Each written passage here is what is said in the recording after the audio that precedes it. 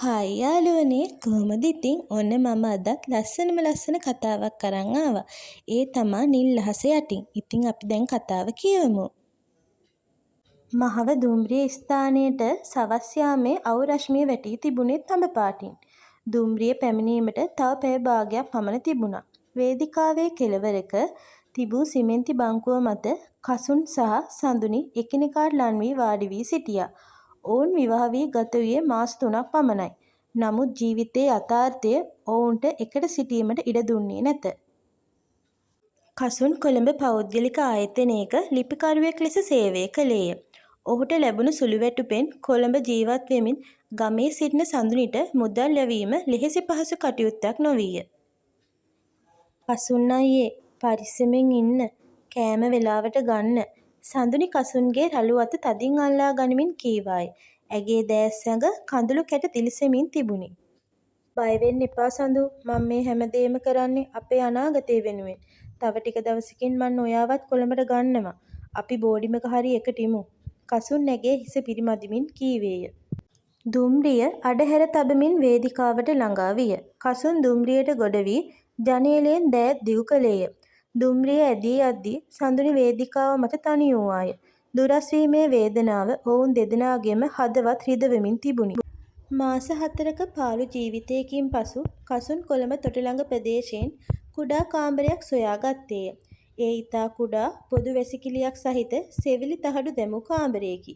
දවල් කාලයට දැඩි ලෙස රත්වන ඒ කාමරයට සඳුනිව කැඳවාගෙන ඒමට කසුන් තීරණය කළේය. මොනතරම් දුක් වින්දත් එකට සිටීම සැපතක් කියා ඔවුන් සිතුවා.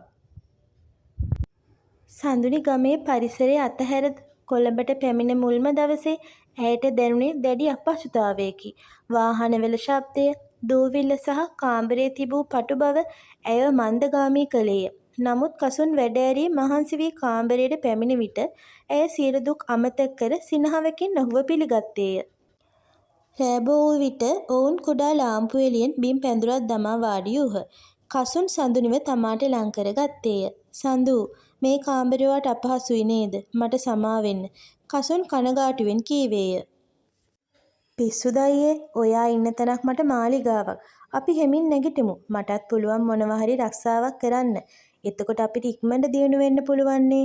සඳුනි බලාපොරොත්තු සහගතව කීවාය. එදින රාත්‍රියේ ඔවුන් සිය අනාගතයේ සැලසුම් කළා. කසුන් සතුව තිබූ පොතක ඔවුන් ලියාගත්තේ අවුරුදු 5කින් අපේම කියා කුඩා ඉඩමක් ගැනීම යන අරමුණයි. සඳුනි රැකියාවක් සෙවීමට දැඩි ලෙස උත්සාහ කළා. අවසානයේ ඇයට පෑලියගොඩ ප්‍රදේශයේ ඇගලුම් කර්මාන්ත ශාලාවක ලිපිකාරණයක් ලෙස රැකියාව ලැබුණා. ඇගේ වැටුප කසුන්ගේ වැටුපට වඩා තරමක් අඩු වුවද දෙදෙනාගේම එකතුව ජීවිතය ගැටගසා ගැනීමට ලොකු ශක්තියක් වුණා. දැන් ඔවුන්ගේ ජීවිතය අතිශය කාර්යබහුල වී ඇත. උදේ 5ට අවදි වන සඳුනි කසුන්ට සහ ඇයට දවල් කෑම උයා නිවස අස්පස් කර උදේ 7 වන විට බස් රථයට ගොඩ විය යුතුය.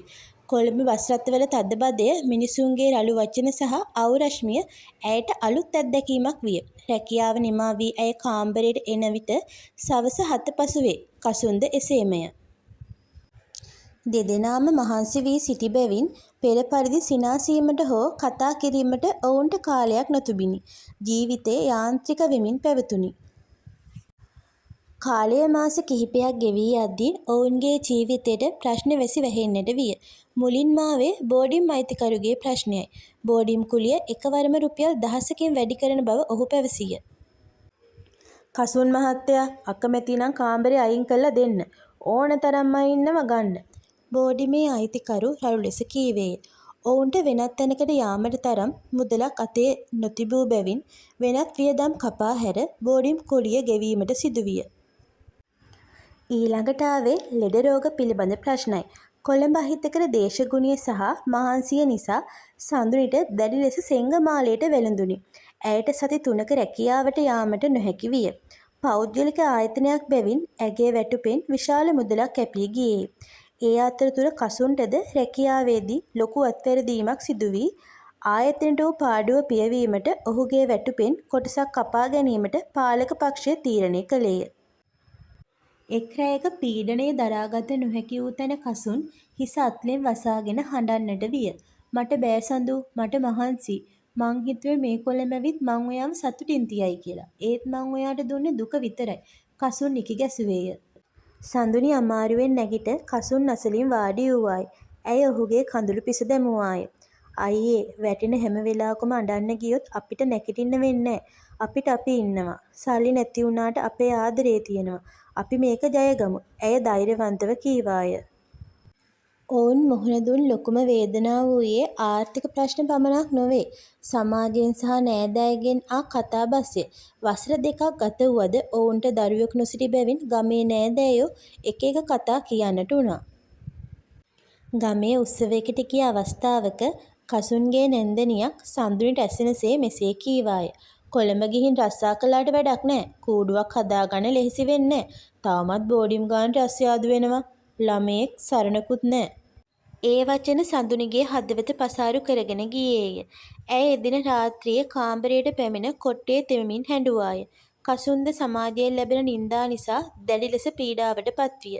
රැකියා ස්ථානයේ ඉහළ නිලධාරීන්ගෙන් ලැබෙන දෝෂාරෝපණ සහ නෑදෑයන්ගේ අවඥාව ඔවුන්ගේ ජීවිතය තිත්ත කළේය. නමුත් ඔවුන් එකිනෙකා සැක කළේ හෝ රණ්ඩු වූයේ නැත. ප්‍රශ්න වැඩි වෙන තරමට ඔවුන්ගේ බැඳීම තවත් ශක්තිමත් විය. කසුන් රාත්‍රී කාලයේදී අමතර රැකියාවක් ලෙස ලේඛන පරිවර්තන කටයුතු කිරීමට පටන් ගත්තේය. සඳුනිද නිවෙසේදී අත්කම් නිර්මාණ කර ඒවා අලෙවි කළාය. ඔවුන් දවසකට නිදාගත්තේ පැය 4ක් හෝ 5ක් පමණි. වසර 5ක දැඩි කැපවීමකින් නොකා නොබී කළ ඉතිරි කිරීම් වලින් පසු කසුන් සහ සඳුනි හොරණ ප්‍රදේශයෙන් පර්චේස් 6ක කුඩා ඉඩමක් මිලදී ගැනීමට සමත් වූහ. එය ඔවුන්ගේ ජීවිතයේ ලැබූ ලොකුම ජයග්‍රහණයයි. ඔවුන් වහාම නිවසක් සෑදීමට පටන් ගත්තේ නැත. මුලින්ම කුඩා කාමරයක් සහ මුළුතැන්ගයක් පමණක් සාදා ඔවුන් තමන්ගේම කියා කියන්නට පුළුවන් ඒ බිම් කැබැල්ලේ පදිංචියට ආවා. කුලී කාමරයෙන් නිදහස් වූ දවසේ ඔවුන් දෙදෙනාම සතුටු කඳුළු සැලූහ. ඉන් වසරකට පසු ඔවුන්ගේ ජීවිතයට තවත් ආශිර්වාදයක් එක්විය. සඳුනි ගැබ් ගත්තාය. සමාජයේ එදා කී නින්දිත කතාවලට සොබාදහම විසින් පිළිතුරු දී තිබුණි.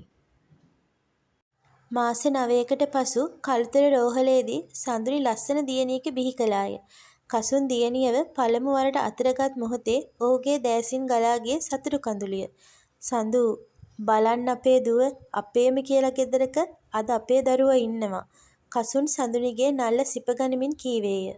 දැන් කසුන් සිය ආයතනයේ කළමනාකාර තනතුරක් දක්වා උසස් වීම් ලබා ඇත.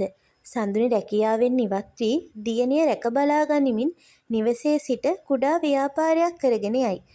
ඔවුන්ගේ කුඩා නිවස දැන් වටිනා ගෘහ භාණ්ඩ වලින් සහ ආදරයෙන් පිරී පවතී. සවස් යාමයක නිවසේ වැරැන්ඩාවේ වාඩි වී කසුන් සහ සඳුනි තේ බොමින් සිටියා. ඔවුන්ගේ දියණිය මිදුලේ මල් පැල අසල සෙල්ලම් කරමින් සිටියා. කසුන් සඳුනිගේ උරහිසට අතක් තබා ඇයව තමාට ලං කර ගත්තේය. සඳු එදා තොටි ළඟ බෝඩිම් කාමරේ කාසි ගණන් කරපු හැටි ඔයාට මතකද? එක් වේලක් කාලා හිටපු දවස් මතකද? කසුන් ඇසීය. කොහොමද අමතක කරන්නේ අයියේ? ඒ දුක් විඳපු කාලේ නිසා තමයි අද අපිට මේ සතුට තියෙන්නේ. ජීවිතේ ප්‍රශ්නේදී පැනලා යන්නේ නැතුව එකට එකතු වෙලා මූණ දුන්නොත් ඕනෑම කෙනෙකුට දිනන්න පුළුවන්. සඳුනි සිනාසෙමින් කීවාය. මිදුලේ සෙල්ලම් කරමින් සිටි දියණිය දිව ඇවිත් ඔවුන් දෙදෙනාගේම අත අල්ලා ගත්තාය. නිල් අහස යටින් කටුක අතීතයකට උරුමකම් කී ආදර කතාව අද වෙන විට සාර්ථකත්වයේ සහ සතුටේ ජීවමාන සංකේතයේ බවට පත් වී තිබුණි. අවසానයි. මගේ කතාවට ලස්සන අදහසක් ලියාගෙන යන්න. ඒ වගේම මගේ කතාව බලපු ඔයාලා හැමෝටම ආදරේ. තවත් මේ වගේ දාන කතා බලන්න කැමති නම් නවකතා 7 අපිව subscribe කරන්න. Thank you.